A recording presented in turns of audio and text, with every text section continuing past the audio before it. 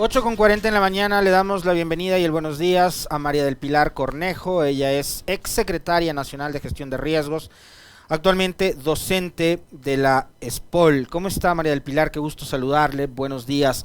De entrada quisiera preguntarle y conocer su diagnóstico con respecto de la situación en la que está actualmente el país en cuestión de riesgos. ¿Cómo está montado? ¿Existe todavía un sistema de gestión de riesgos como el que fue diseñado, planificado, puesto en marcha y además utilizado en casos tan graves como el terremoto del 16 de abril de 2016? Bienvenida, buenos días. Buenos días, muchas gracias por la invitación. Saludos a todos los que nos escuchan. En realidad hay que tomar en cuenta varias etapas, ¿no? Nosotros hemos visto que en el 2018 la Secretaría de Gestión de Riesgo fue bajada de categoría a Servicio Nacional. Así es. Esto limitó mucho cuál era el ámbito de sus competencias y desde esa época el servicio estuvo más orientado hacia la respuesta frente a situaciones de emergencia que a la prevención, camino que había sido el de la Secretaría desde sus inicios en el 2009. En la actualidad, eh, desde enero de este año, fue nuevamente convertido en secretaría, es decir, ha recuperado su categoría y ha estado trabajando principalmente en temas de respuesta frente a las multiamenazas que se han presentado simultáneamente. No hemos tenido deslizamientos, sobre todo por el tema de las lluvias en la región interandina. No nos olvidemos de lo que pasó en Alausí. Se sigue monitoreando el tema de los volcanes como el Cotopaxi, Ujú. el Sangay, el Reventador. Bueno, el Tungurahua está un poco tranquilo ahora. Y el tema de las inundaciones en la costa, ¿no? Entonces, estamos ante eventos extremos que tienen que ser manejados adecuadamente. Lo que mucha gente se olvida es que en lo local la responsabilidad es de los alcaldes. Y no hemos visto un Ujú. accionar organizado. María del Pilar, usted recordaba un hecho que es súper importante, que no es tan lejano, que es más bien cercano a partir de la llegada al poder de Lenín Moreno. Una de las tantas cosas que se desarticuló en aquel gobierno. Hemos comentado acá sobre, por ejemplo, lo que ocurrió en materia de seguridad. Desaparecieron el Ministerio Coordinador, desaparecieron el Ministerio de Justicia, fusionaron política con interior, etcétera, etcétera. Pero en cuestión de riesgos, y vale recordar a propósito de lo que usted citaba, yo lo tengo muy presente porque recuerdo además que en ese momento era Alexandra Ocles, la secretaria nacional de riesgos que había designado Lenín Moreno. Se pretendió eliminar el Sistema Nacional de Riesgos y pasó que justo en esos días que estaba en debate esta situación hubo un percance en Cumandá. Entonces ahí se dieron cuenta de que era necesario mantener un sistema de riesgos y ocurrió lo que usted decía, finalmente lo dejaron como un servicio nacional y ya no una secretaría que coordine estas acciones. El hecho de que, por ejemplo, en cuestión de lo local, los alcaldes no hayan articulado, no hayan gestionado este tema de la atención de riesgos, ¿a qué se debe? ¿Por qué no hay ese trabajo desde lo local? ¿Quién era quien antes la persona o la autoridad que dirigía o que conducía esos destinos? Bueno, queda claro el tema del desmantelamiento del sistema, ¿no? El sistema fue desmantelado y lo que es hoy la Secretaría de Gestión de Riesgos tiene muy poco personal con relación al que tenía, por ejemplo, en el 2016 o en el 2015. Entonces eso va a tener un impacto.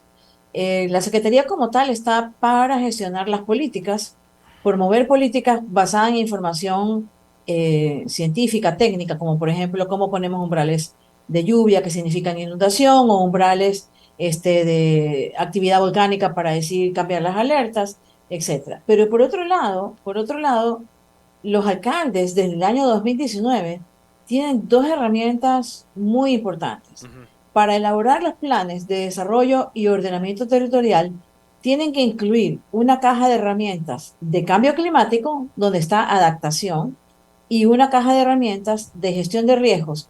Ambas cajas, la parte de adaptación al cambio climático y reducción de riesgos, toman en cuenta el tema de gestionar los riesgos en el territorio y debieron haber priorizado. Uno de los problemas que se tiene, vino la pandemia, tuvimos los problemas en octubre del 19 y todos los alcaldes se atrasaron. Y estos PDOT o planes de desarrollo y ordenamiento territorial fueron entregados, si no estoy equivocada, hacia fines del 2020 o inicios del 2021, es decir, de manera muy atrasada. El tema de riesgos es la importancia que se le da. La gente lo ve en general como un gasto, es una inversión. Si yo compro un seguro para mi carro contra choque, estoy invirtiendo para que cuando me choquen no tenga un impacto económico alto. Si yo vacuno a mis hijos con la pentavalente, es porque no quiero que le dé meningitis. No es porque haya meningitis alrededor, estoy preveniendo. Es una inversión la que estoy haciendo. Entonces tiene que dejarse de ver a la gestión de riesgos como un gasto, tiene que verse como una inversión. A nivel mundial está comprobado que por cada dólar que se invierte, se pueden ahorrar entre 4 y 7 dólares. Depende si es en estructura gris o depende si es en reducir las pérdidas de vidas humanas y las pérdidas económicas. Entonces, estos son números importantes. Imagínense que en los últimos 40 años como país, nosotros hemos perdido alrededor de 135.000 millones de dólares, un poco más del PIB actual del país. Es una cantidad enorme. Estamos hablando de como 3.500 millones de dólares anuales. ¿Qué significaría si yo uso la relación de 1 a 4, por ejemplo? Significa que si yo hubiera invertido 700 dólares, me hubiera ahorrado pues esos 2.800 de diferencia. Entonces hay que verlo como una inversión. El otro tema es también los ciudadanos, somos corresponsables, ¿no? Existe esto de la silla vacía en los municipios, deberíamos Ujú, ser un poco más proactivos ujú. y sentarnos en las decisiones del consejo y reclamar porque pagamos impuestos, pagamos tasas, hay tasas de seguridad, tasas de mejoras en los diferentes municipios, que significa que deberían estar trabajando en esto. El otro tema que es importante es la academia. Como usted bien dijo, yo soy docente de la ESPOL. Nosotros estamos para apoyar a los gobiernos locales. En el caso nuestro, nos hemos acercado, por ejemplo, al municipio de Durán. Llevamos trabajando ya 2 administraciones municipales y este lunes vamos a hacer la entrega al alcalde de un sistema de alerta temprana contra inundaciones, que esperemos que sea utilizado ampliamente frente al fenómeno del niño que se viene. Eh, a propósito de lo que conversábamos hace un momento, María del Pilar, lo conveniente sería, pensando en el sistema nacional, volver al modelo con el cual este proyecto empezó, se lo creó, o manteniéndolo como está actualmente, lo que haría falta es, digamos, fortalecerlo, repotenciarlo con la incorporación de más personal, capacitación. ¿Qué sería lo ideal para atender emergencias en un país que, como usted también bien señalaba hace un momento, está, digamos, no exento de terremotos, sismos y erupciones volcánicas? Bueno, yo creo que una cosa que sí hay que recuperar es la transversalidad. Ujú, Es decir, que todos, el tema de la gestión de riesgos al ser transversal, que el órgano rector tenga esa transversalidad y esa llegada a todos los demás ministerios para que uno pueda ver las acciones integradas. Ejemplo, pasamos por fenómeno de la niña 3 años, ujú. hubo déficit hídrico, Daule Peripa no se vació y ahora que se está vaciando pues causa problemas de inundaciones. Entonces está manejada desde el punto de vista eléctrico, pero no multipropósito. Si hubiera ejercido la transversalidad, que no se pudo por ser servicio, probablemente se hubiera podido evitar este problema. Entonces, lo que hay que trabajar es en un sistema que evolucione. Y algo muy, muy importante, y aquí sí un llamado a los asambleístas. Tenemos una propuesta en la asamblea de una ley orgánica integral de gestión de riesgos. Esto es sumamente importante que se apruebe. ¿Por qué? Porque esto de alguna manera guía tanto al órgano rector como a las autoridades locales, a los gobiernos locales, en cuáles son las etapas que nosotros debemos trabajar para esa prevención de riesgos, qué es lo que nosotros debemos cumplir. Y ojalá que el Ejecutivo envíe sus comentarios con financiamiento, porque también tiene que haber un financiamiento para la ley. Esto no lo ponen los asambleístas. Así es. El Ejecutivo es el que puede poner en una ley el tema de lo que es el financiamiento. A mí como ciudadana no me molestaría que me cobren una tasa de gestión de riesgos, porque yo sé que eso va a significar que va a ser posible una inversión para reducir el riesgo de desastres, no solamente en mi territorio, porque esa también es una visión corta. O sea, yo vivo en Guayaquil, no solo para que reduzca el riesgo en Guayaquil. A mí igual me afecta lo que pasa en Alosi, igual me afecta lo que pasa en Santo Domingo. ¿Por qué? Porque probablemente los alimentos o algo de lo que Así yo es. estoy utilizando en el día a día viene por esas carreteras o es producido en esos lugares. Entonces, sí hay que pensar un poco en ese tema de la ley. Ahora, ¿cómo se viene actuando sin ley? No, no es que se actúa sin ley, se actúa con el COTAC, se actúa con la ley de seguridad pública, pero el tener una ley facilita a los gobiernos locales, especialmente, actuar. Uno de los temores que siempre tienen es qué me va a decir Contraloría si yo declaro una emergencia. Entonces, ese es un tema. El otro, Alexis, es un tema ya de visión futuro, de una interacción más efectiva entre el Ministerio de Ambiente, Agua y Transición Ecológica, que es el rector o el que maneja el cambio climático, y el tema de la gestión de riesgos. ¿Y por qué voy a esto? Porque lo que estamos viviendo en temas de clima son eventos extremos que se exacerban por el cambio climático. Entonces, tenemos que ver alguna ya regulación en el tema de compras públicas, en el tema de Contraloría, que permita, por ejemplo, a un alcalde adimensionar un drenaje en función de lo que va a pasar en un futuro de aquí a 20, 30 años o 10 años, Por ejemplo, como es el caso los aguajes climático. que vimos en Santa Elena en los últimos meses. Claro, por ejemplo, en enero, que tuvimos un oleaje sumamente fuerte que destruyó el filo costero. Si ya sabemos que ese oleaje se va a presentar, cualquier alcalde debería ser capaz de poner en su plan la protección costera. Pero le van a decir, pero lo que pasa es que dice que el periodo de retorno es de 100 años. Así que no se justifica. No, sí se justifica. Porque ese periodo de retorno en 100 años no es que en 100 años va a aparecer, es la probabilidad de que ocurra algo como el más fuerte de lo que ocurrió en 100 años. Entonces, sí hay que trabajar un poco en estos temas que, que parecen un poco como que lejanos, pero que están aquí cercanos. O sea, el cambio climático está aquí ya. Justo hoy hablaba también de otro tema que la ciudadanía no percibe y que yo creo que en muchos lugares a veces se siente, pero no se habla, el tema de las temperaturas extremas. Y no importa en qué parte de Ecuador estemos. Estamos con unas diferencias de temperatura entre el día y la noche muy fuertes. Nuestro cuerpo, desde el punto de vista de salud, tiene una capacidad para resistir hasta un límite y después entramos en problemas. Entonces, estos temas de multiamenaza como país no solamente se limitan a lo que ya hemos visto, o sea, no solo se limitan a las inundaciones, a los deslizamientos, terremotos, erupciones volcánicas. Tenemos estos problemas de salud que van a ir apareciendo por el cambio climático. Epidemias, dengue, chikungunya, etcétera, vectores, leptospirosis, pero también podemos tener otras que son como silenciosas, ¿no? Este tema de cómo la temperatura influye en la parte cardiorrespiratoria. Ahora, María del Pilar, quizás se necesita un trabajo de socialización para comprender algo que usted mencionaba hace un momento. Es decir, como ciudadano, también, claro, no me molestaría pagar una tasa de gestión de riesgos si es que esos recursos van destinados, por ejemplo, a equipo de monitoreo más tecnológico, nuevo, para el tema de volcanes o para lo que usted señala, el trabajo que hace el INOCAR, por ejemplo, ¿no es cierto?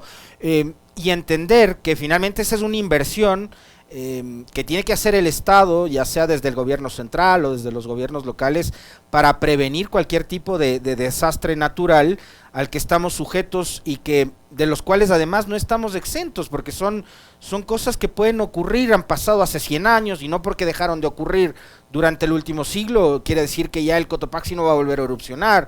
Y además tenemos que ser conscientes, por ejemplo, teniendo un vecino tan hermoso como peligroso como lo es el Cotopaxi, que tiene un macizo de hielo gigantesco, ¿cuáles son los riesgos a los que estamos expuestos? Efectivamente, el tema de la inversión es sumamente importante. Desde hace unos 10 años se ha invertido mucho en la parte tecnológica para equipar mejor a los institutos que hacen investigación y monitorean las amenazas. Yo creo que falta mucho todavía de inversión en la parte de la academia para poder investigar estos umbrales de peligros, el tema de la transformación digital, invertir para el desarrollo de software y de hardware que sea más barato y más económico para el monitoreo, porque a veces el impedimento de muchos municipios dicen, bueno, yo soy un municipio pequeño, entonces, ¿por qué empiezo? Bueno, empiezo por agua potable, sigo con saneamiento, todavía no llego pues a tener un sistema de alerta temprana. Sin embargo, nosotros como academia hemos sido capaces de desarrollar estos tipos de protocolos y aprovechar equipos de bajo costo, con sensores de bajo costo que van a facilitar que los diferentes municipios puedan instalar este tipo de sistemas. Entonces aquí, como digo, falta esta conexión entre academia y gobierno local. Yo creo que tenemos una obligación, al menos las universidades públicas, de acercarnos a ese gobierno local donde estamos asentados y preguntar, a ver, ¿qué necesitan? Aquí estoy.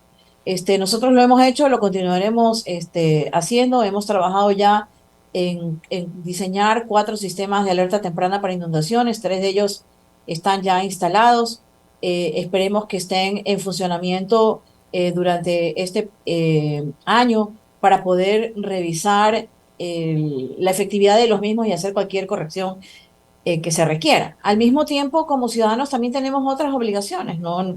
El, el preguntar, o sea, no preguntamos cuando nos mudamos a una casa, alquilamos o compramos, a ver, es sismo resistente, está en una quebrada, cuál es la protección que tengo, me voy a inundar, cómo están los sistemas de drenaje. Y por otro lado también vemos mucho, al menos hablo por ¿Qué pasó? ¿Tuvimos algún problema con la conexión? no sé si me están escuchando. Ahí tuvimos Me un... quedé congelado un ratito, me quedé Sí, congelado un ratito. tuvimos un Sí, problemilla, María del Pilar. sí, sí. Ese es de mi lado. Ujú. Disculpas. El tema, decía, es que como ciudadanos también somos corresponsables, ¿no? Tenemos que preocuparnos también de lo que está a nuestro alrededor. ¿Por qué la gente saca la basura cuando no es? Tapamos los drenajes, entonces llegan las lluvias y ahí nos acordamos cuando ya estamos inundados. Entonces, también, Alexis, no es un trabajo solo de las autoridades. No es un Así trabajo es. solo de la Secretaría de Gestión de Riesgos, no es un trabajo solo del municipio, también un trabajo mío como ciudadana, de todos. O sea, tengo que estar realmente al día en saber, ok, tengo mi plan familiar, ¿qué amenazas tengo alrededor mío? Ujú. O sea, me voy a inundar, tengo un poste que parece que se va a caer sobre mi casa. Llamo a la empresa eléctrica para decir, ¿sabes qué? Este poste está inclinado, puede causar un problema. O tengo un árbol en mi vereda. ¿Por qué esperar a que venga a podarlo el municipio? Pódelo en la época que hay más viento o que hay más lluvia. Hemos visto mucha casa, mucho carro golpeado porque caen árboles. ¿De quién es la culpa? No es del árbol, pues, ¿no? Ujú. Entonces, este tipo de acciones deben ser parte de nuestro diario vivir. Ujú. No consigo, por ejemplo, que hoy en Guayaquil salga alguien sin paraguas, ¿no? O por lo menos algo para protegerse, Ujú. un poncho de lluvia que no va a ser muy caro, así sea una funda plástica. Si ya sabemos que va a llover, ¿por qué no salimos con protección? Y aquí hay otra recomendación que me viene a la mente, y si me estoy extendiendo mucho me avisa, es el tema de la información oficial. Este es otro tema que es sumamente importante. Importantísimo además. Ya, hay que escuchar la información oficial. Y por favor, si en algún momento como ciudadanos tomamos un video de algo que está pasando, digamos, hoy, 4 de mayo, a las 8:58 de la mañana estoy grabando esto. Porque, ¿qué pasa? Se repiten informaciones y hay afectaciones que uno no se da cuenta. Por ejemplo, feriados en la península de Santa Elena, en la Ujú. provincia de Santa Elena. Ujú. Sacaron en las redes que la carretera se había ido, que estaba inundada una parte. Eso estaba seco. Eran imágenes de otros días, Así es. de otras fechas. Entonces, ¿a quién afectaron? A la gente que se iba, al turismo, Así es. a los productores locales. Entonces, sí tenemos que tener un poco más de conciencia como ciudadanos en ese punto de vista. Informarnos a través de los canales oficiales, sobre todo cuando tiene que ver con estos asuntos en particular, como lo ha dicho nuestra invitada. Esa recomendación me parece que es importantísima. Acá hemos tenido algunos también, digamos, problemas con respecto del cierre o apertura de las vías, gente que desinforma, que va generando ahí una serie de especulaciones en redes sociales que va generando también malestar, es verdad. Importantísima recomendación que nos ha hecho María del Pilar Cornejo, a quien de paso quiero agradecerle por haber aceptado la entrevista, muy gentil. Gracias a ustedes, a todos ustedes, a las órdenes y por favor todos a cuidarse y a prevenir. Y qué bueno verle a los tiempos también y saludarle, un gusto, que esté muy bien.